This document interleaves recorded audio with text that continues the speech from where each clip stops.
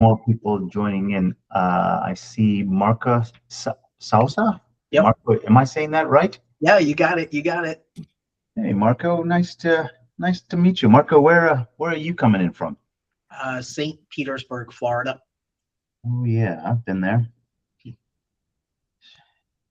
Very and Marco, as well, I usually like to give it about 3, 4, or 5 minutes before we get started. Tell me a little more about you, Marco. What do you do in St. Petersburg, Florida? Um, we just moved here actually a couple of years ago from Hawaii, but Hmm. keeping the sunshine. And then I work for a education technology company leading their strategy and integration. Education, tech, strategy, and integration. Gotcha. I expect some other people to be joining us in before they come in.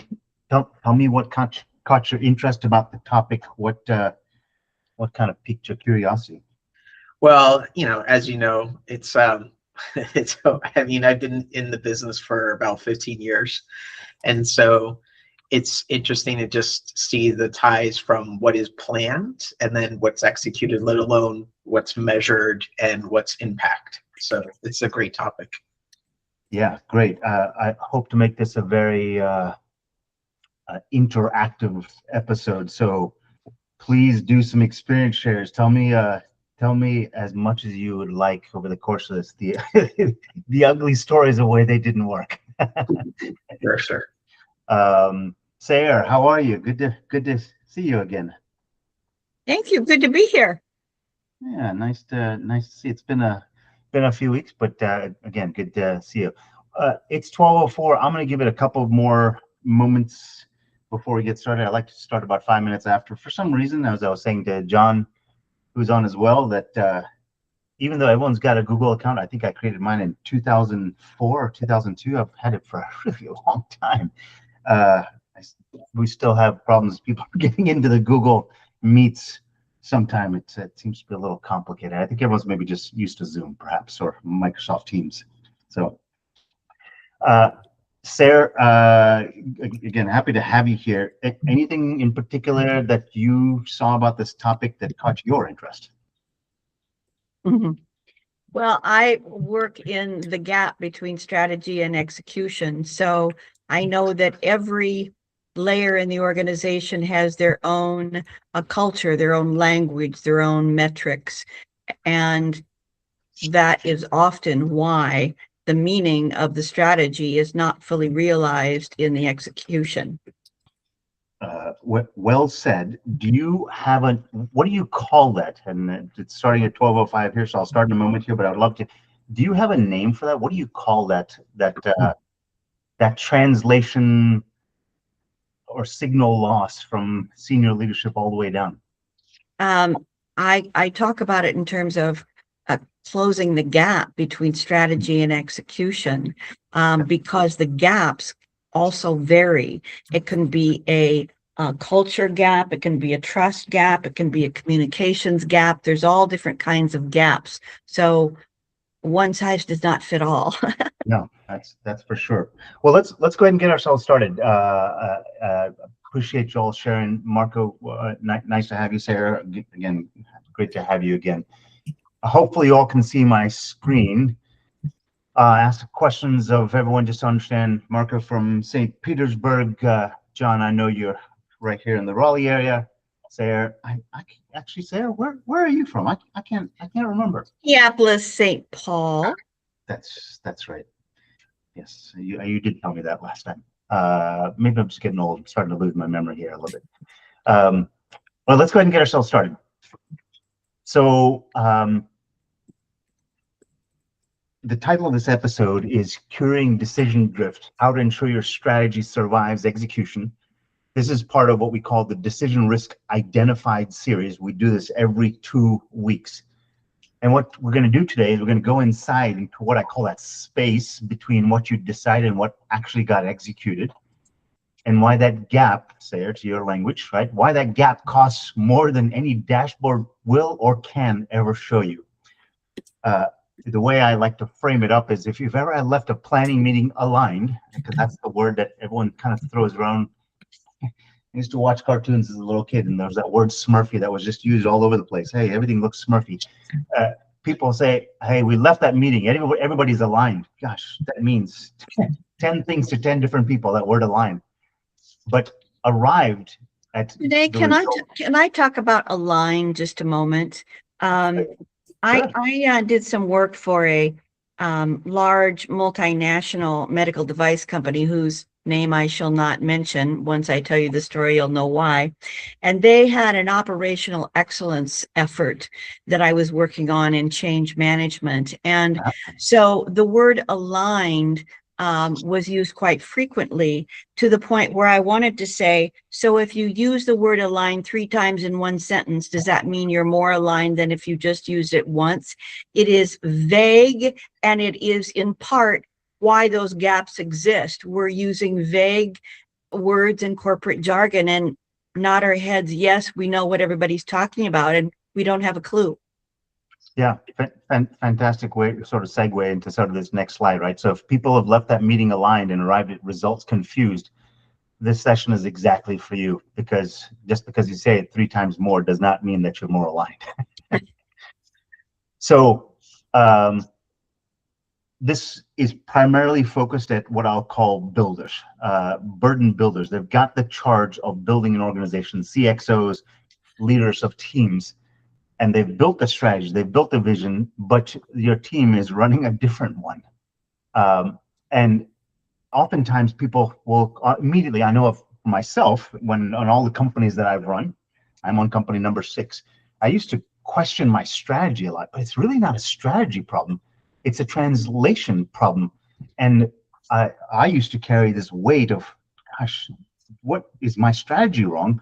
When the whole time it was just they didn't hear what I'm saying in words that resonated with them. So the question I want to ask of everyone, Mark, I'd love to hear kind of have you ever felt that before? I think that's kind of a softball to you, but have you ever felt that before? What you decided and the output tells a completely different story. Marco, thoughts? Yeah, I'll give you an example. I worked for this Native Hawaiian organization, which was very interesting because they had a $15 billion endowment. So they didn't need to raise any money. They already had their money. So that was kind of nice. We gave away about $100 million a year, but they focused on Native Hawaiian education. And we had about a $500 million operating budget. So their big thing was lots of big ideas, lots of money to play with, but how do you communicate it externally so that you're doing right by that trust? And then internally, because most of the people who worked for the organization, there's probably about 4,500, were also Native Hawaiian and had also gone to that school.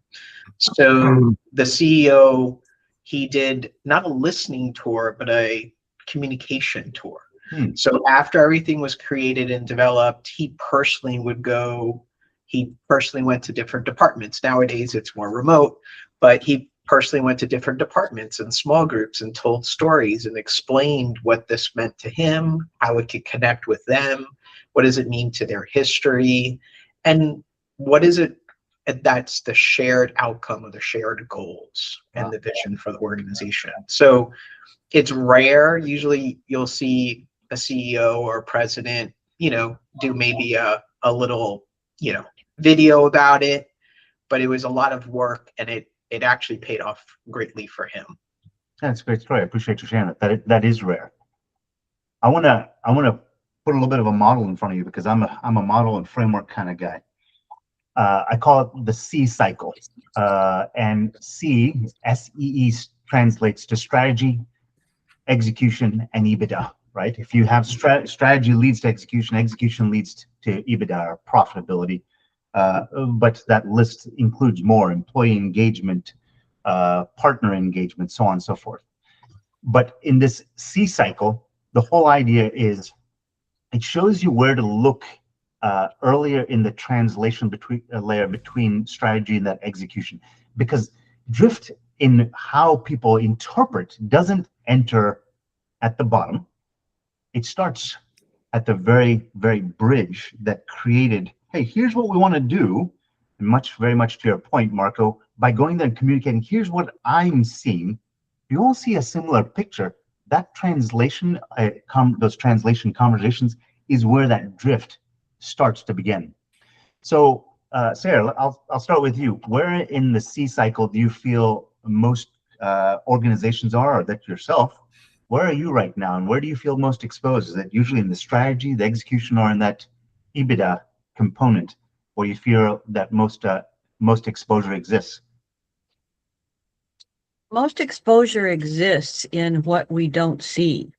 And what we don't see is dependent upon where we are at in the organization and how we are seeing.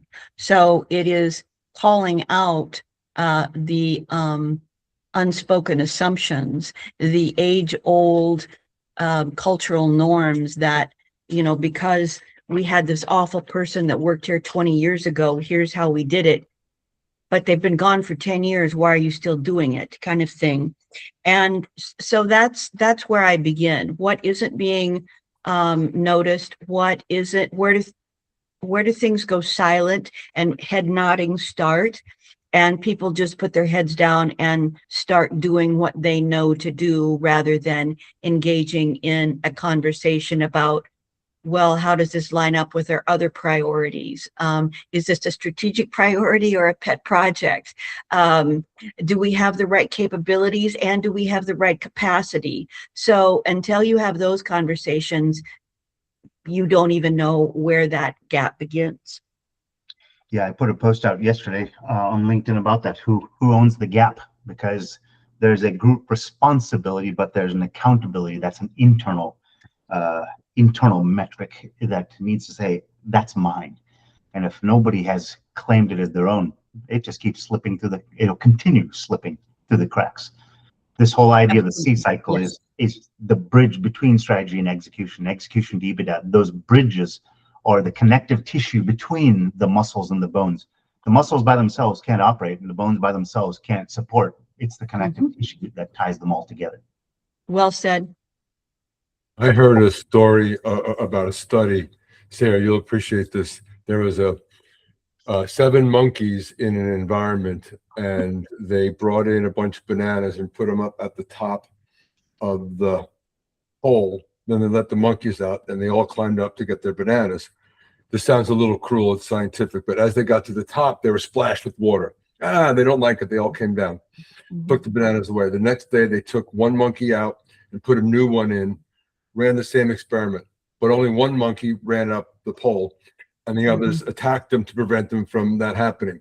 And they replaced, after the 8th day, no monkey was there for the water splashing, but they all knew, don't go up the pole. So Sarah, that's like you're talking about. We've created a process for someone who left 10 years ago, and we're still doing it, and no one can tell us why. We just know that's the behavior. I love that. Exactly. I feel bad for the monkeys, but I love that story. There's a little bit more genteel illustration of that I've seen on LinkedIn with illustration of the small fish in a water tank and the big fish trying to get over to them, but can't get there because it's prevented by a piece of glass that's put in. And, same outcome. But I don't object to your monkey story. Thank you. Let me kind of walk you through this right here, right? So signals these are the signals that are coming out of the business of the organization. They appear early, but the impact, the downstream effect of it shows up much, much later. John has heard my toe story. I punchline as I went into a doctor, an podiatrist. He looked at my foot and in 30 seconds says, "You got arthritis." Well, first thing was, I guess I'm that old now. That was number one. Number two is, well, how the heck did this happen? He said, "Look, Vinay, if we'd gotten you some arch supports 20 years ago, this wouldn't have happened." Shit. Oh, what a shame I hadn't paid attention to the signals that were coming out of my foot and all the pain that I'd had over time. That just, hey, tough it out. I'm just going to endure. The signals were there because I'll tell you, in an organization, that signal is the language inconsistencies where they're directionally not even pointing in the same direction. They're using different words for the same sense of priority. Mid signal is where you start to see them diverging in how their execution at different rates of urgency or priority or importance. Late signals usually what shows up in the numbers in the balance sheets and the P&Ls. It shows up in the dashboards and the metrics. Because look, here's the thing. By the time it has hit the numbers, that fracture in decisions has been existing for a long time already. It's already embedded. And it could be 10 years later that nobody knows why we're doing that. Back to the word, Yeah. the term you use, operating assumptions, hidden operating assumptions. Vinay, could I add an element to that early signal bullet point? If we look at the language, it's not just the inconsistency, but it's also the tone. If you look at how strategy is communicated down into the organization, it doesn't talk about what departments, it doesn't talk about the people, they're just directives. We act as if we are not communicating to people, but giving orders. So that shuts down the communication up the chain of command. And let's not go there for how bad that type of communication is, that also breaks down the connection between strategy and execution. But we still do not connect the people to the business. That's where it breaks down in every bridge encountered. Agreed. Marco, any thoughts? I mean, the question that I was going to ask of the room is, which of these stages have you experienced, or do you feel like you're currently living in? Is this more of an early, mid, or late stage that you feel like you experience or that you've seen? I would say my new company, they're in a very unique position. I just started with them about a month ago, and they just brought two companies together. So they did an integration, and so a lot of pain points of just moving through all of that, but exciting on some level because we get to start anew. So new vision, new strategic plan, new way of doing things, which is great for me on my side of things. But in many ways, all of those things are evident, from inconsistency of language, challenges around functions, the need to obviously bring in revenue and sales. So they're feeling it at all different levels. Yeah, that's fair. And I don't know that there's necessarily a right answer to this question, right? It's more sort of an experiential thing that everyone kind of has a perspective of what it actually is. So here's what I'd like to do next. I'm a data analytics kind of guy. I always like to see things so I can actually make informed decisions. So instrumentation, and platform is what I'm always thinking of. So I want to show you something on a slide here. I want to give you all a couple of moments to digest it before I really say anything, just to let you soak it in a bit. And I'm just going to simply say, just going to read out the title just to kind of set the frame for it. This is what we call a friction map. And it's an individual leader's view of reality. I'm going to let you digest that for a couple moments here. Is there a narrative that starts to come to mind? Sarah, Marco, what's sort of your stinking suspicion after you see this? Can I ask a clarifying question? Is that okay? Please. Yeah, please. So this one individual person, it's an individual leader, and it's their view of reality, and the scale of 10 is good. Yeah. Versus, right? So for example, they have a lot of strategic alignment, but then on some of the bottom areas, customer loyalty, tech, quality are low. Yeah, I purposely didn't say that because I wanted you to kind of, it gives people a chance to challenge what they're starting to read out, right? So every builder has a shape, and this is one leader's interpretation of what the business looks like when it's measured, right? Their underlying operating assumptions. So the spikes tell you what they believe is strong, just like you said, the 10s. The dips tell you where they believe the risk is hiding.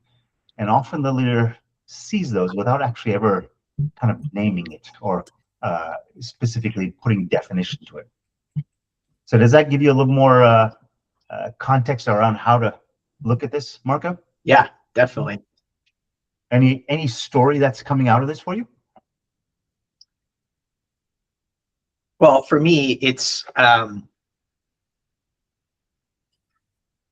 don't know. I think it's interesting that there's a lot of strategic alignment. Health is good, market growth is good, but then even brand strength. But then you have other areas that are really challenging. So for the employee satisfaction, the customers, optimization, quality. So especially the agility of the business. So it's an interesting business.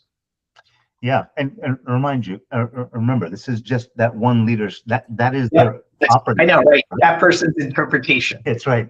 Sarah, how about you? What do you see here? Is a different story I emerging? would say the emphasis is on the wrong syllable. The phrase used in my family. And what it really means is if you are just focused on the results and not focused on what is contributing to the results, you're going to have a very difficult time actually getting the results you want from your execution. Yeah. So question, I mean, so you now kind of gotten a notional understanding of this person already, Sarah and Marco, both. You've kind of got a sense of who this person is just by looking at sort of the underlying operating assumptions on these 1 to 10 scales, right? It gives you some sense of how they're looking. You can already kind of start to see where they've got those spikes and those dips. So a question I want to ask you, because I'm going to transition slides in a second here. If you're looking at this, can you see where this person has confidence in the business and where they feel like there's significant risk in the business? And I suspect the answer is, yeah, kind of starting to see that. Can you also see how this might shape the decisions that they make? Yes, and it's also amazing that any decisions are actually made because every leader has a different map. If they haven't aligned on what the organization's map or the organizational view on this, it's the Tower of Babel that you go into in every meeting. Yeah. Marco, how about yourself? You seen that same sort of thing that Sayers articulating? Yeah, well, and I also was curious, like, have you ever used it as an exercise where you had an executive team or senior leadership team where you had them even confidentially filled it out and then like put them on top of each other or have a conversation? That's a cool idea. How about I show you the next slide? Yeah. So green continues to be that individual leader. Yeah. And gray is the average of the whole leadership team. Nice. I love this. Right? It is confidential. You can see it doesn't tell you the names. It doesn't tell you the roles of the positions. So there's no, they're all doing it in their own sort of, their own vacuum, right? So there's no bias that comes in other than what they think is, what they believe is the right answer. Is anything starting to emerge for you all as you see this? Say, so we call this an alignment risk map or an alignment risk architecture. Shows you the individual versus a team. Same company, different shape is kind of what's been written in the title here. Can you see the implication of this already? Well, doesn't this show where the bridge first breaks down? Yeah, it does.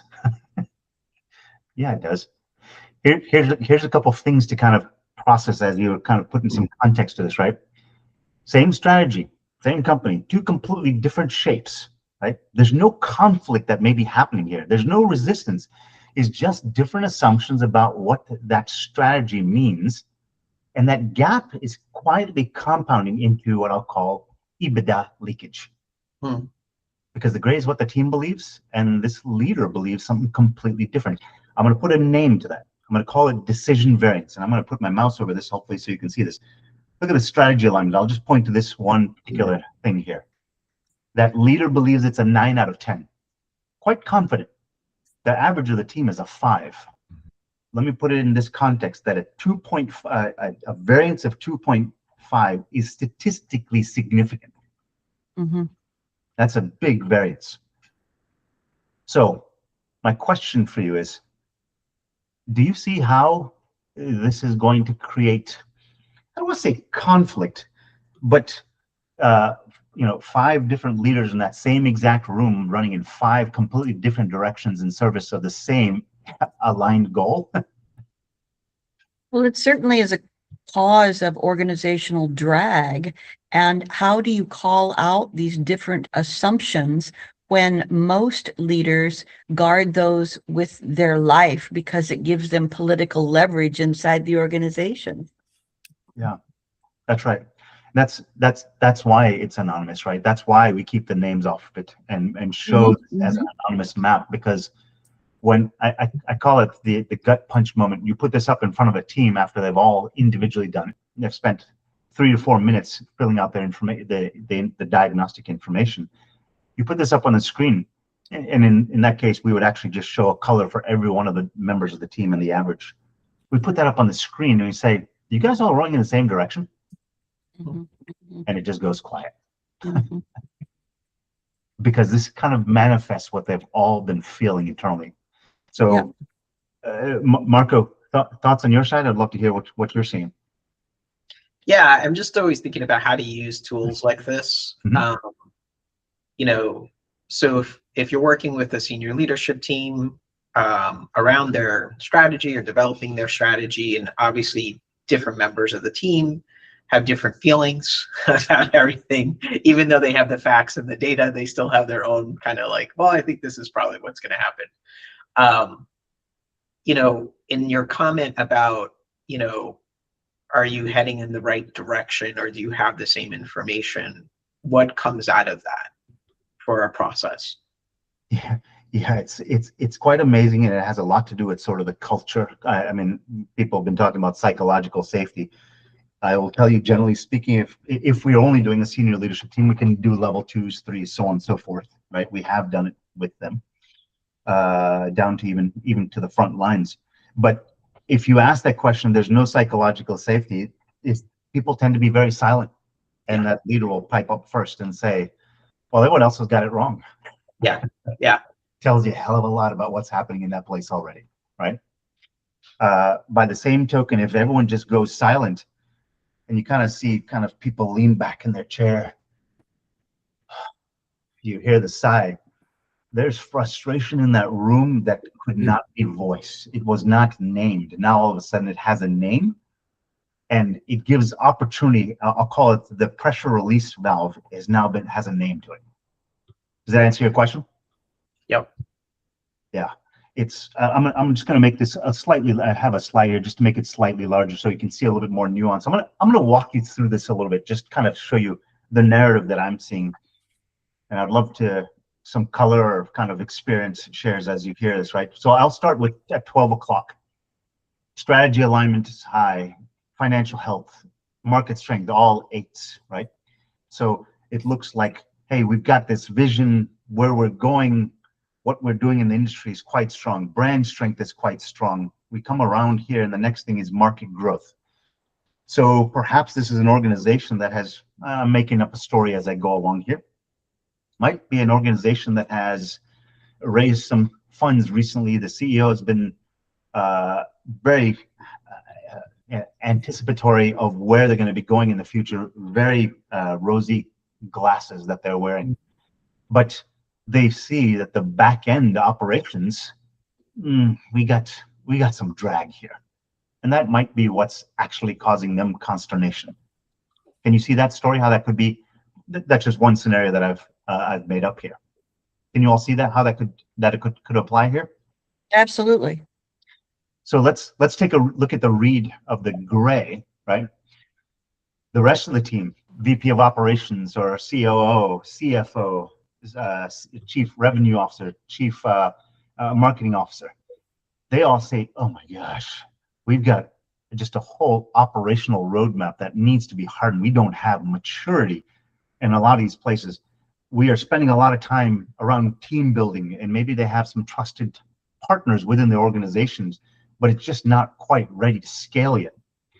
That CEO is probably expecting in the next 12 months that they're going to double revenue, triple the revenue. They're going to the moon. Come on, guys, you need to giddy up. And the rest of the team is like, oh my gosh, we don't have the infrastructure to support this growth that you're talking about. Can you all see how that could be a story here? That's also really normal. Yeah, that's Yeah. right. It's like all the time, you know, you have your visionary person who's like, well, we're going to have these slightly unrealistic goals to make you stretch. And the rest of the team's like, we can't do both at the same time. We can't run this operation and then stretch to do basically another company's work. Yeah, and what usually ends up happening, I've been part of those organizations myself. I mean, you see it, how many early stage companies or companies that have been funded or have been doing well for 20 years and have now AI has kind of put them into a whole nother context, for example. All of a sudden, the old adage of the beatings will continue until morale improves becomes sort of the order of the day. Everyone start working harder. But that's not really what the problem is here, is it? No. Right? There's a massive translation gap here in terms of what is expected from that CEO and what's happening with the team. So what is the conversation? Maybe the question is, what's the safe space for the conversation in this particular room where this is being felt and discussed, where someone asks the question about how do you think we're going to be able to fulfill our wildest hopes and dreams when we don't even seem to have a core that's strong enough to do that? I'm looking at this picture thinking, I think that gray area looks even to be in total much smaller than the green area. That might be true, but that's how I'm seeing it at the moment, because the green area extends much further out than the gray area does, even at its best. So when and where do you ask the question, where do we need to get the gray area so we can at least entertain larger hopes and dreams? Yeah, it's a fantastic question. Let me repeat back to you what I think you're asking me. How do we translate this into forward motion? Is that a fair way to say that? Yes, and I would say not just forward motion, but an agreed upon vision of what forward motion should be. Yeah. So as a company, we build the instrumentation and the platform that not only visualizes this, but based on the size of the organization in terms of employees, revenue, the industry, what level of leadership we're working at, we will actually pull in industry stats to start to show what is sort of the return on investment of solving this problem, because of here's how much is going to, based on McKinsey, Harvard Business Review, we'll show you what the return on investment of solving this problem is. We'll also suggest KPIs that could create, hey, if we've got this much of a delta here in customer loyalty, if we've got this much delta on strategy alignment, how do we create KPIs that could start to shore that gap? So now we have objective shared reality that is measurable results, because people keep KPIs. Well, let me talk about myself. I've been at companies where we've had the exact same KPI for 8 years, which is nuts because the organization changes. This gives you an opportunity to start changing and understanding what is the problem that we need to solve next. Now, we do that in partnership because we're simply dashboards and visuals like this, the instrumentation and the tools, just product, no consulting. We partner with organizations who do the services, or partner with people in organizations who would do this in their organization to facilitate that conversation and saying, hey, let's build that shared reality together. Does that make sense? Yes. I have two quick questions. One is, what is the difference between market growth and market strength? Yeah. So market growth in this case is about the speed at which they are increasing into the market space, you know, whether you're using a TAM, a total addressable market, a serviceable addressable market. Market strength is how they feel their position. So these are two-word abbreviations of longer questions, but market strength is more about how strong they feel their positioning is compared to competitors in their industry. Got it.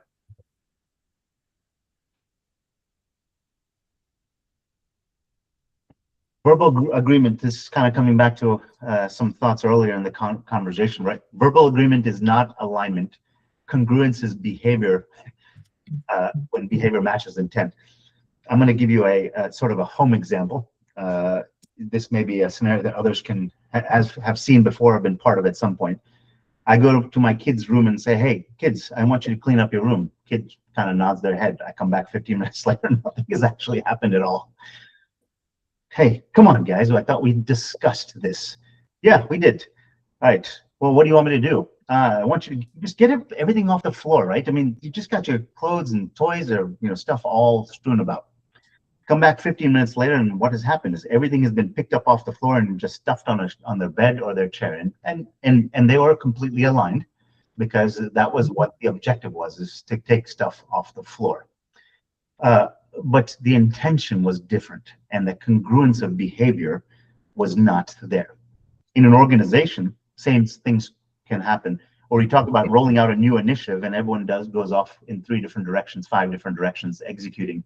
Again, different rates, different pace, and different ways to solve, because there's different problems that they see that are causal to being able to get that. So, question I'd like to ask here is, right, where in the organization do people align in the meeting but act differently in the work that they do?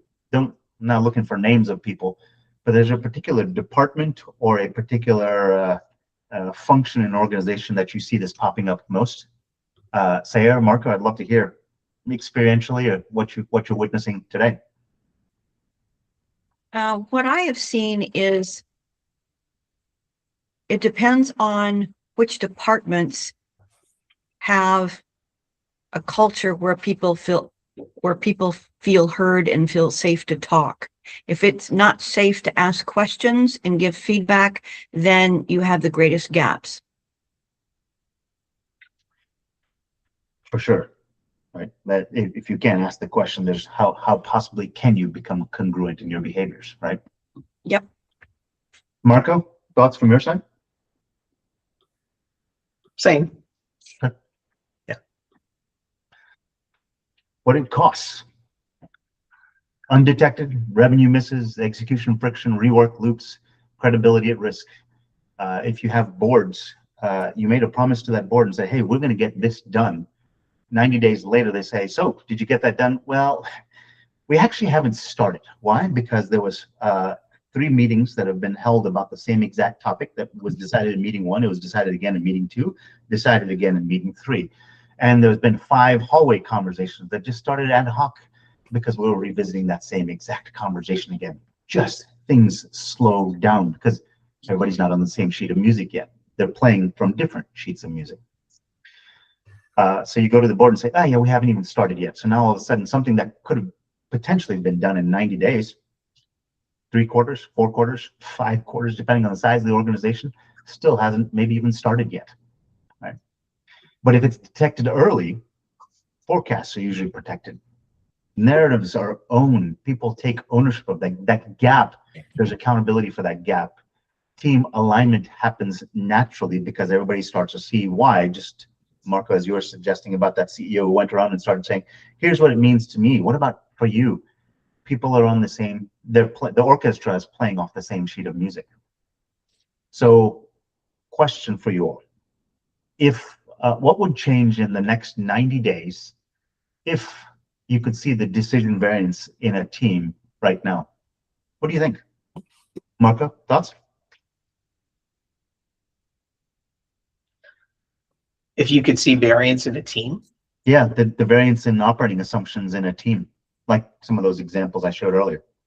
Yeah, I think that happens. And I think part of it is, bringing people together. Depends on, so for example, if you work in an operations department, how do you bring people together to first understand what your strategy is, what your planning components are, what are our common, things that we're lining up. My thing is always that I often will find that executives or senior leadership team will, create something in a vacuum. It doesn't get communicated.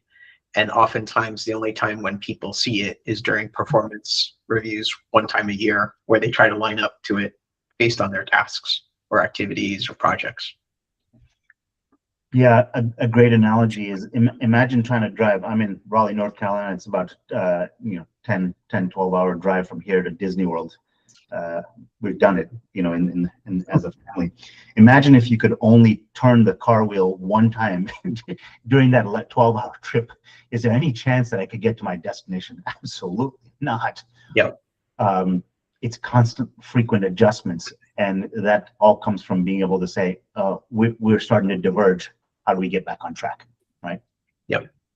Sayer, how about yourself? If you could see, if someone could change and see, course correct and change those steering wheel within the organization every 90 days as opposed to once a year, kind of as the story that Marco was saying, how would that change things? Well, I don't think it can change in 90 days. And the reason why is because change shifting from a linear event to exponential, changing in all areas all the time, shifts that occur in the narrative during that time, focus is diluted, we're exhausted, we just can't absorb it. I would say what can occur in 90 days is getting everyone on the same page. I don't know that the behavior change can happen within 90 days.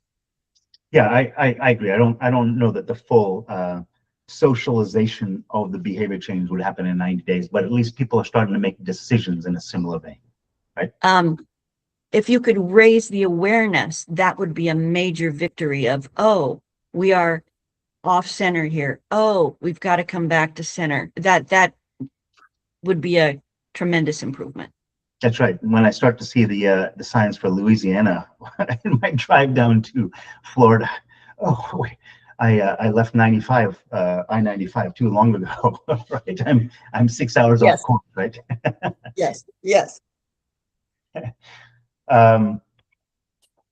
So in building that diagnostic, in building this platform, this tool set, there's sort of what I'll call foundational concepts that allow those friction maps to be created.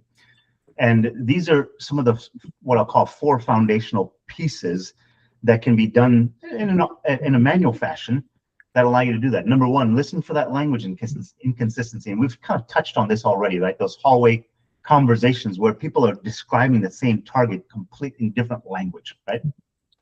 Number 2, I think this is a big shift. A lot of people say, so do you think you'll be able to get that done this quarter? And they say, yeah, sure. Yeah, I'll get it done. That's about confidence, not about certainty. If the same question was phrased, what is your certainty that it'll be done by the end of this quarter? I don't know. I mean, I got to do this. Wait. Why are you talking about those things? It's not accusing the person of doing something wrong, but they're starting to see they're anticipating roadblocks that may not have been necessarily communicated or aware to you, right? It builds that natural feedback loop. Friction maps quarterly, right? Being able to back to a little bit what you were saying about having this awareness of where the decision is varying, the decision variance, being able to run that on a quarterly basis where we keep getting to course correct every 90 days gives us a cadence that starts to compound over time. And this last one is what I call the continuous signal system. You do it Q1, then Q2, and then Q3, because what happened, the scale in the system for processes at 10 million is not the same at 25. 25 is not the same as 50, so on and so forth, right? Different processes break at different rates, and different organizations, different departments have different processes. So how do you find out which one's going to break next? This is the opportunity to do that. Here's and it's set up for this next slide here. The beautiful thing that we found about this is this doesn't actually require more effort. People are often scared that by doing this, they're going to have to start spending, another 20% more overhead. Actually, no, it's not. It actually starts to say no to more things that are not, to use some of the language that you were referencing earlier, Sayer. Say no to stuff that really kind of doesn't matter because it's a project, a personal project, as opposed to a strategic initiative, right? Yeah. Vinay, I'm curious with this Foursquare here, where you have applied it and look at the impact over the long term. What kind of behavior changes do you see in groups in being able to moderate their perspective or work together better, or how do they change the way they connect? Yeah, So this number I'm putting in front of you, 19 to 23%, is what we've seen over the last 19 clients who've used these systems, organizations that have used our tooling and our platform. This is an average of what they see, 19 to 23% gains. And most of these companies were in the 5 to 15, right? It varies as you get smaller and larger, but this is kind of that 5 to 50 million range. This is sort of typical results. Let me give you an example of a home services company down in southwestern United States in Arizona. They had 4 locations. When we started out with them, they had 23 technicians. By the time we left, they sold. They were at 129 technicians, so grew quite rapidly over the course of about 4 years. What happened in the first couple of days is productivity went up because there's a lot more clarity for those technicians as to what they were supposed to do and what is priority. They started asking questions because they could start seeing dashboards, scorecards, and KPIs that were actually aligned with the behaviors that they were supposed to do, as opposed to a set of KPIs that came from the industry, that everybody else is using. So it started creating clarity within the context of that organizational culture and started to encourage those behaviors. What happened is over the course of the next year, their chief operating officer shared with me 4 quarters in, a year later, that the average manager, so Harvard Business Review says that the average manager spends about 20 hours a week compiling data, collecting data, communicating the data, massaging it, understanding it, studying. They said that number dropped from 20 to about 2 to 3 hours a week. So supervisors are spending less time trying to collate everything, because now they've got dashboards and they've got these alignment, these friction maps. They're starting to spend time understanding for each individual what is sort of the next thing that we need to actualize them into and create more clarity for. And that just became a cadence for every single week what to have. Over the course of those 90 days, employee engagement went up 40%. People just had more clarity as to what to do. They started asking each other as opposed to managers. Mm-hmm. That's what happened. It just creates more clarity. People know everyone wants to be successful in their own right. They oftentimes just don't know what to do and how to do it. Marco, Sarah, any thoughts, reflections, ideas come into mind? I love the result of people are asking each other rather than going straight to the manager for everything. I wouldn't have thought that would be a result, but I love it that it is. Yeah, we created dashboards that went in front of them that we started creating, we call them role archetypes. And what that role archetype meant was for somebody who did these particular set of services. One company we were working with down in Florida, Jupiter, Florida area, Palm Beach kind of area. They had a number of locations. They had 179 employees, and they had 2 roles defined across all those 179 employees. By the time we left, we had created role archetypes for 7.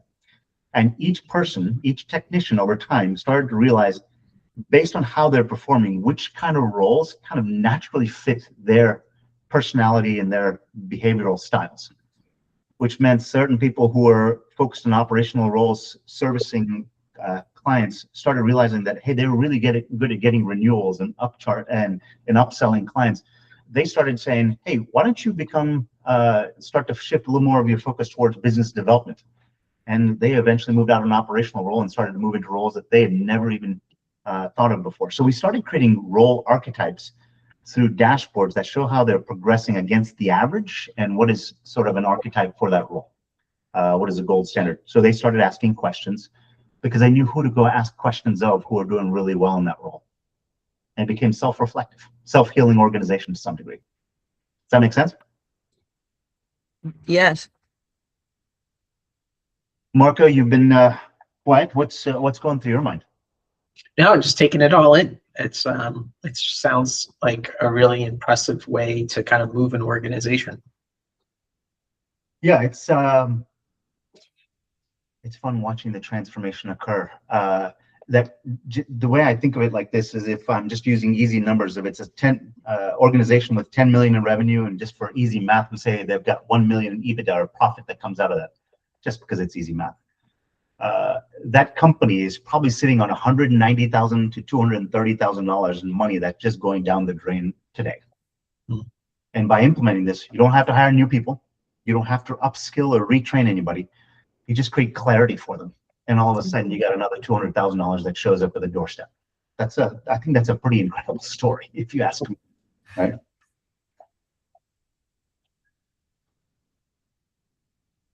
So if interesting, whether as a coach wants to do this for other organizations to be able to build this, we're just simply the tool and the instrumentation, or want to do it within an organization, there's no cost to, there's no sales call. You just get a PDF that comes out about 10 minutes later. You can go to that URL, CAARMO.net, May 28th, 2026. It'll ask you 15 questions. Takes about 3 minutes, and it'll spit something out, and that begins the journey of seeing where those sort of hidden operating assumptions an individual has. And it makes a very easy process then to say, hey, team, do you all see it the same way? And because it's all anonymous, you can put those on top of each other. That whole process of seeing that team map is completely a free process, but it shows you where those frictions exist. It shows you what the industry impact of that is.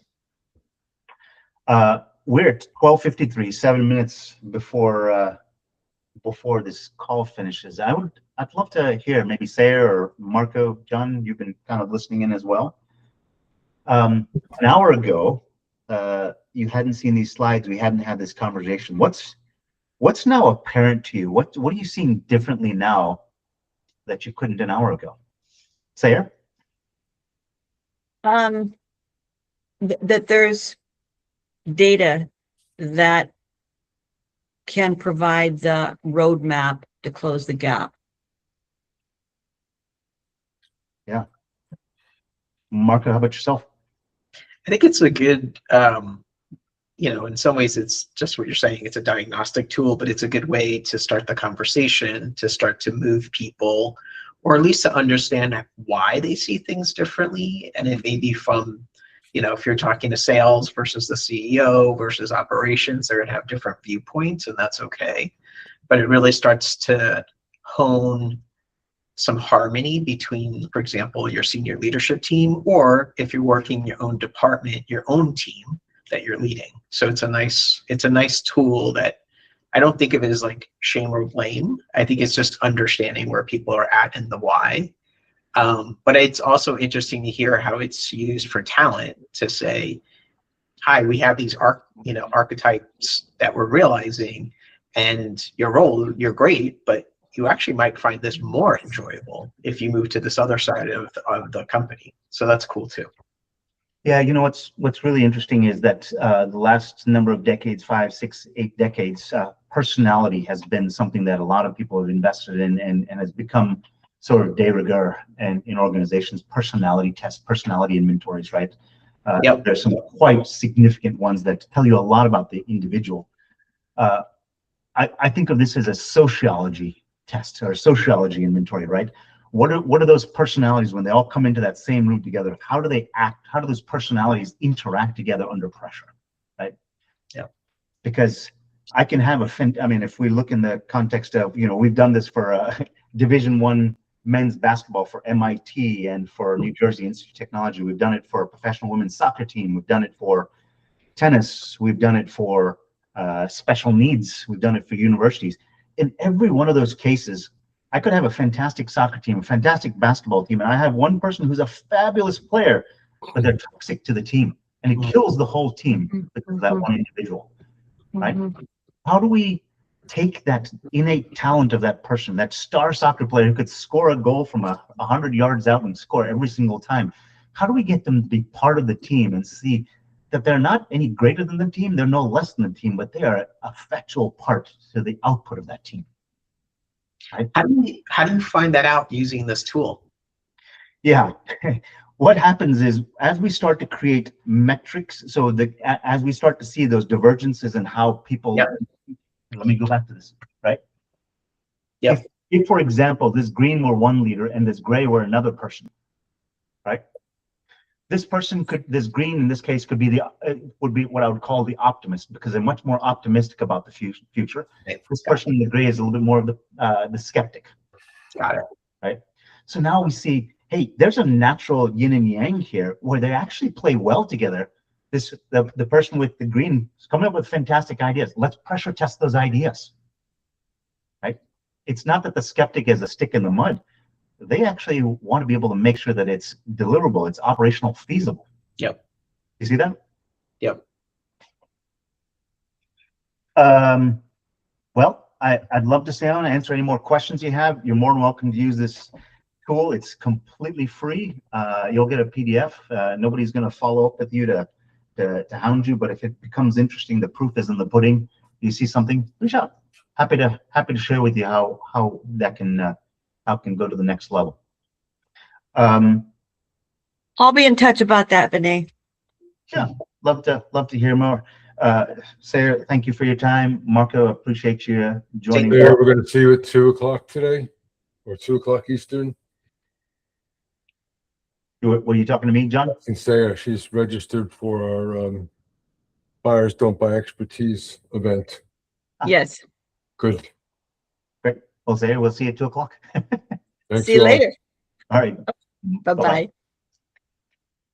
Now, are you free now, or are you booked? I got to go. Okay. Bye-bye.